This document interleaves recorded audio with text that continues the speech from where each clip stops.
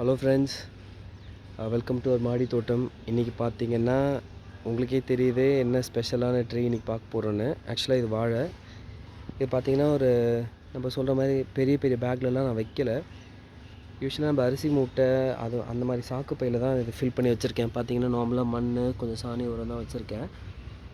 இது மரம் மாதிரி வளருமான்னு கேட்டிங்கன்னா எனக்கு தெரிஞ்சு வராதுன்னு நான் நினைக்கிறேன். ஏன்னா இது ஏற்கனவே 2-3 வருஷம் நான் ட்ரை பண்ணோம். இது ஒரு ஸ்டேஜ் வரைக்கும் வந்துட்டு அப்படியே ஸ்டாப் ஆகிடுது.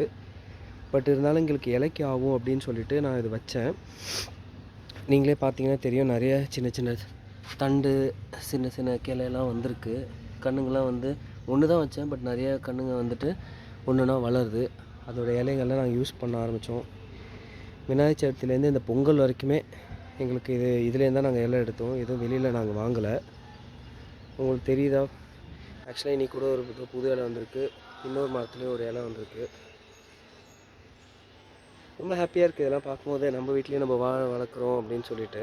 பட் ஒரு கட்டத்துக்கு அப்புறம் அது நின்றுடும். அது ஏன்னா அது வேறு லைக் ஸ்ப்ரெட் ஆகாமல் அப்படியே நிற்கிறதுனால அந்த டைமில் கட் பண்ணி விட்டுறது, திருப்பி ஃபஸ்ட்லேருந்து வரும். அப்படி இல்லைன்னா second half of the year வந்துட்டு திருப்பி மண்கலை மாற்றி புது கண்ணாகவே வைக்கிறது. ஸோ இப்படி தான் போயிட்டுருக்கு.